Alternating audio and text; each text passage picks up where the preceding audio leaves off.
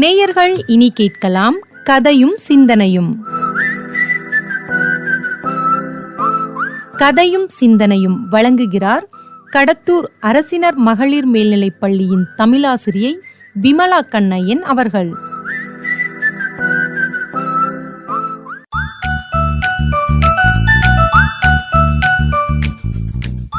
மருதநெல்லி பண்பலை நேயர்களுக்கு வணக்கம். நீங்கள் வாசித்த கதைகளுக்கு ரெக்கை கொடுங்க, அது பறக்கட்டும். எப்படி? வாசித்த கதைகளை மற்றவங்க கிட்ட சொல்லுங்க. என்ன, வாசிச்ச கதைகளை மற்றவங்க கிட்ட சொல்றதா? ஆமா, நாம மற்றவங்க கிட்ட கதையை சொல்லணும். அந்த மாதிரி இப்ப நாம பார்க்க போற கதை எழுத்தாளர் கன்னிக்கோவில் ராஜா என்பவர் எழுதிய கதை சொல்லி எலி. என்னது, கதை சொல்லி எலியா? ஆமா, நம்ம வாசிச்சதை மற்றவங்க கிட்ட சொல்லணும் இல்லையா? அந்த மாதிரி இந்த கதையிலயும் ஒரு எலி கதை சொல்லுது. அதனாலதான் கதை சொல்லி எலி. வாங்க கதைக்குள்ள போகலாம்.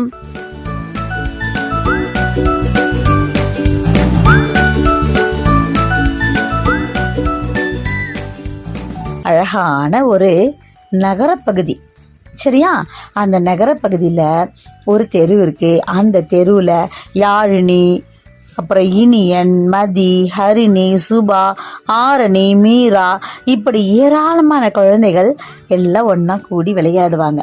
எப்போ? விடுமுறை நாட்கள்ல விளையாடுவாங்க, மாலை நேரங்களில் கொஞ்ச நேரம் விளையாடுவாங்க. இந்த மாதிரி அவங்க எல்லாம் ஒன்று கூடி விளையாடுவாங்க. அப்படி இருக்கும் பொழுது அந்த தெருவுக்கு ஒரு பெரிய விருந்தாளி யாரு அப்படின்னு பார்த்தா மாலா அத்தை. மாலா அத்தையா? ஆமா, யாழினியோட சொந்த அத்தை தான் மாலா அத்தை.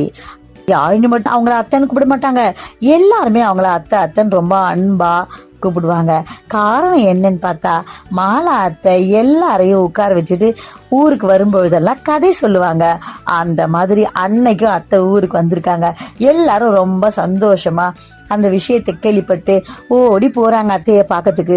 உடனே யாழினிக்கு ரொம்ப பெருமை. சொல்றா, டேய் எல்லாம் வந்து எங்க அத்தையை தொந்தரவு பண்ணாதீங்கடா. எங்க அத்தை இப்பதான் ஊர்ந்து வந்தாங்க. கொஞ்ச நேரம் எங்க அத்தை ஓய்வு எடுத்த பிறகுதான் நமக்கெல்லாம் கதை சொல்லுவாங்க, தெரியுமா? அதனால நீங்கெல்லாம் என்ன பண்ணுங்க, எல்லாம் அவங்க வீட்டுக்கு போங்க, சாயந்தரமா வாங்கடா, எங்க அத்தை ஓய்வு எடுக்கட்டும் அப்படின்னு சொல்லிடுறா. உடனே எல்லாரும் கொஞ்சம் அப்படியே மூஞ்ச தொங்க போட்டுட்டு போயிடுறாங்க. அப்புறம் அவங்களே நினைக்கிறாங்க, ஆமா அத்தை ரொம்ப பிரயாண களைப்புல இருப்பாங்க, கொஞ்ச நேரம் ஓய்வு எடுக்கட்டும் அப்படின்னு சமாதானப்படுத்திட்டு போயிடுறாங்க. மாலை நேரம் வராங்க. அத்தை எல்லாரையும் அழைச்சிட்டு மாடிக்கு போறாங்க. மாடியில உட்கார்ந்த உடனே அத்தை எல்லாரையும் நலம் விசாரிக்கிறாங்க. இந்த பிள்ளைகளும் மாலா அத்தை கிட்ட நலம் விசாரிக்கிறாங்க. நலம் விசாரிச்ச பிறகு, அத்தை போன முறை நீங்க ஒரு செய்தி சொன்னீங்க, ஞாபகம் இருக்கா அப்படின்னு. உங்களுக்கு ஞாபகம் இருக்காது அப்படின்னு அத்தை திருப்பி கேட்கிறாங்க. உடனே எனக்கு ஞாபகம் இருக்கு அப்படின்னு இனியன் சொல்றான். சரி சொல்லுடா அப்படின்னா, அத்தையோட ஸ்பெஷல் என்ன தெரியுமா? அத்தை கதை சொல்றதுக்கு முன்னாடியே ஒரு தகவல் சொல்லுவாங்க.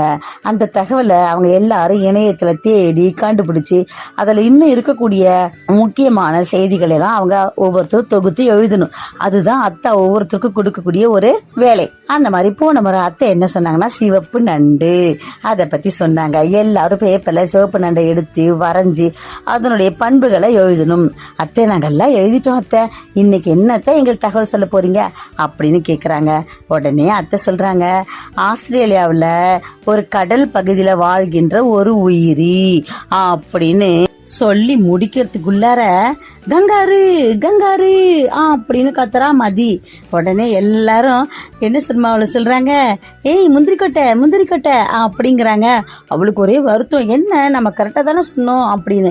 அத்தை சொல்றாங்க, மதி ஆஸ்திரேலியான்னு நான் சொன்ன உடனே நீ சொல்றியே, ஆஸ்திரேலியாவில் இருக்கின்ற கடல் பகுதியில் வாழ்கின்ற உயிரி அப்படித்தானே நான் சொன்னேன் அப்படின்னு அத்தை சொல்றாங்க. ஆமா இல்ல அப்படின்னு உடனே மதி யோசிக்கிறா. சரி, கடல் பகுதியில வாழ்கின்ற உயிரி யாருக்கா சொல்லுங்க பார்க்கலாம் அப்படின்னா யாரும் தெரியலங்கிறாங்க. அப்புறம் அத்தையே சொல்றாங்க, அங்க இருக்கக்கூடிய கணவாய் மீன், அதாவது கணவாய் மீன்ல 120க்கும் மேற்பட்ட வகைகள் இருக்கு. ஆனா ஆஸ்திரேலியாவில் இருக்கக்கூடிய அந்த கணவாய் மீனுடைய சிறப்பு என்னன்னா, அது ஒரே ஒரு மில்லிமீட்டர் அளவு அது உடம்புல இருந்து ஒரு விதமான நீர் வந்து கசியும். அது வந்து விஷம் அப்படின்னு சொல்லலாம். அது மனித உடல்ல பட்டாவே அவங்க என்ன ஆயிடுவாங்களாம், அதுக்கு மருந்தே எல்லாம் அவங்க இறந்துடுவாங்களாம். அப்படிப்பட்ட விஷம் அதிகமாக இருக்கக்கூடிய அந்த கணவாய் மீன் வந்து ஆஸ்திரேலியாவில் ஒரு பகுதியில கடல்ல ஒரு பகுதியில வாழுது. அதிகமான விஷமுடையது. அதுக்கு பேர் என்ன தெரியுமா? நீல வளைய சாக்கு கணவாய். ஏன் அப்படின்னா அதனுடைய உடல் பகுதியில் தான் நீல கலர்ல வளையம் இருக்கும். அந்த வளைய பகுதியில தான் நஞ்சு சேர்த்தி வச்சிருக்கும்.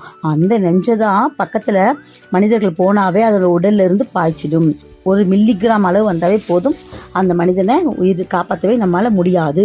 சரி, இன்னைக்கு இந்த தகவலை சொல்லியிருக்க.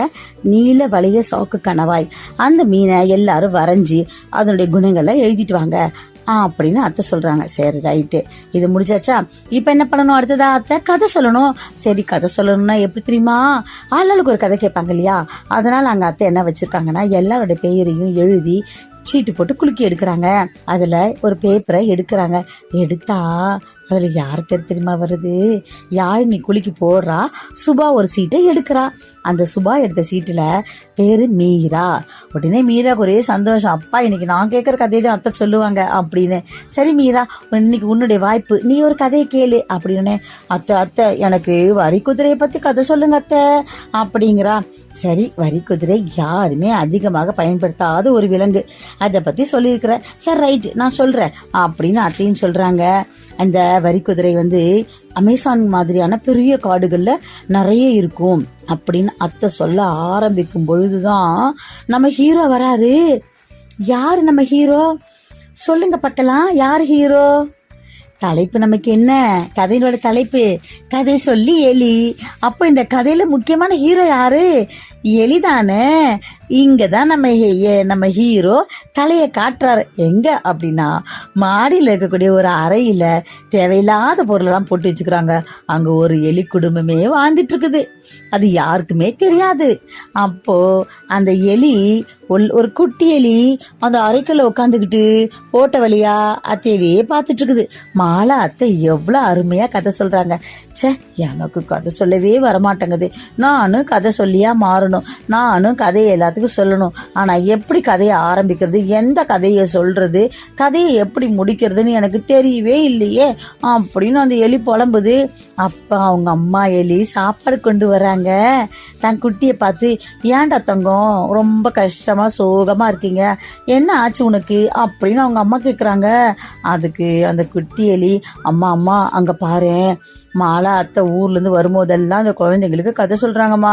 நானும் அந்த கதை தினமும் அத்தை வரும்போதெல்லாம் கேட்கிறேம்மா. அப்படி இருக்கும் பொழுது எனக்கும் கதை சொல்லியா மாறணும்னு ரொம்ப ஆசையா இருக்குமா. ஆனா எந்த கதையை சொல்றது, யாரை பத்தி சொல்றது, அப்புறம் எப்படி ஆரம்பிக்கிறது, எப்படி முடிக்கிறதுன்னு எனக்கு எதுவுமே தெரியலம்மா. நானும் மாலை அத்தை மாதிரி கதை சொல்லியா மாறணுமா அப்படின்னு சொல்லுது.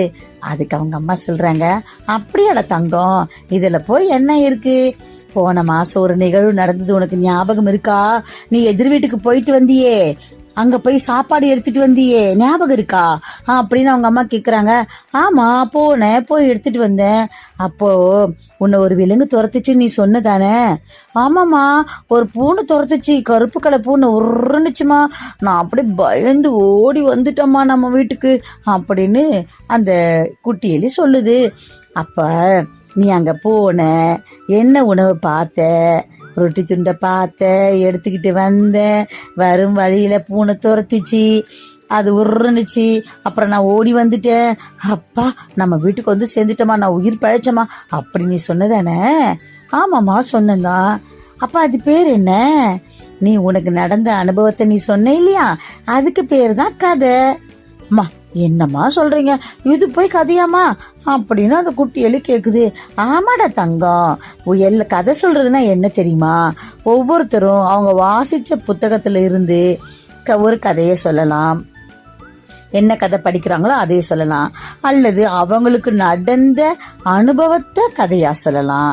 அல்லது அவங்க பார்த்த ஒரு சம்பவத்தை, ஒரு அனுபவத்தை அவங்க என்ன செய்யலாம், பார்த்த நிகழ்வுகளை ஒரு கதையா சொல்லலாம். இப்படி ஒரு நிகழ்வை பாக்குறோம் சொன்னா அதுக்கு பேரு கதை. படிச்சத மற்றவங்களுக்கு சொன்னா அதுக்கு பேரு கதை. நான் தனக்கு நடந்ததை சொன்னா அதுக்கு பேரு கதை. இதுதான்டா கதை தங்கம், வேற என்னடா தங்கம்? நீ எவ்வளவு அழகா அன்னைக்கு எங்களுக்கு கதை சொன்ன. போனது, சாப்பாடை பார்த்தது, எடுத்தது, பூனை துரத்துனது, வீட்டுக்கு வந்தது, இப்படிலாம் சொன்ன இல்லையாடா தங்கம், இதுதான்டா கதை அப்படின்னு அவங்க அம்மா சொல்றாங்க, உற்சாகப்படுத்துறாங்க. அடடா, இதுதான் கதைன்னு எனக்கு தெரியாம போச்சேம்மா. அப்பனா நான் உங்களுக்கு கதை சொல்லியிருக்கேனா அப்படின்னு கேக்குது. ஆமாடா தங்கம், நீ கதை சொல்லியிருக்கடா அப்படின்னு அவங்க அம்மா சொல்றாங்க. அப்போ உண்மையிலே நான் கதை சொல்லியாமா அப்படிங்குன்னு அந்த குட்டி எலி கேக்குது. ஆமாடா செல்லம், நீ கதை சொல்லிதான்டா. நீ எவ்வளவு அழகா சொல்லியிருக்கிற. இனிமேலும் உன்னை எங்க வெளியே போனாலும் உனக்கு என்ன அனுபவம் நடந்ததோ அந்த அனுபவத்தை நீ என்கிட்ட சொன்னியனா அது பேரு கதை. அப்ப நீ எவ்வளவு அழகா கதை ஏற்கனவே சொல்லிட்ட. அப்ப நீ ஒரு சிறப்பான கதை சொல்லிதானே, அதனால நீ இனிமே கதை சொல்லி எலி அப்படின்னு அவங்க அம்மா சொல்றாங்க. ஆஹா அப்படின்னு தையத்தக்கன்னு குதிக்குது. நான் கதை சொல்லி எலி அப்படின்னு குதிக்குது. என்ன நீங்க எல்லாம் கதை கேட்டீங்களா? கதை நல்லா இருக்கா? அப்போ கேட்ட கதைய நீங்க போய் மற்றவங்க கிட்ட சொன்னா நீங்களும் ஒரு கதை சொல்லி, படித்த ஒரு கதையை நீங்க சொன்னா நீங்களும் கதை சொல்லி, இல்லையா? ஒரு நடந்த நிகழ்வுகளை பார்த்து அதை சொன்னா அதுவும் கதை சொல்லி. அப்ப நீங்க நம்ம எல்லாருமே கதை சொல்லியா மாறலாம் தானே?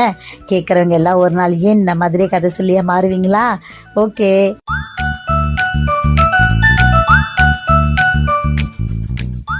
இந்த சிந்தனைகளுடன் கூடிய சிறுகதைகள் உங்கள் மனதை தொட்டிருக்கும் என்ற நம்பிக்கையில் உங்களிடமிருந்து விடைபெறுகிறேன். நன்றி, வணக்கம்.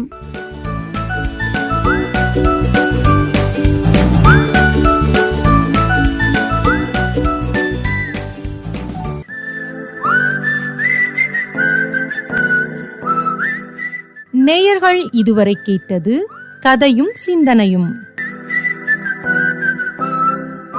கதையும் சிந்தனையும் வழங்கினார் கடத்தூர் அரசினர் மகளிர் மேல்நிலைப் பள்ளியின் தமிழாசிரியை விமலா கண்ணையன் அவர்கள்.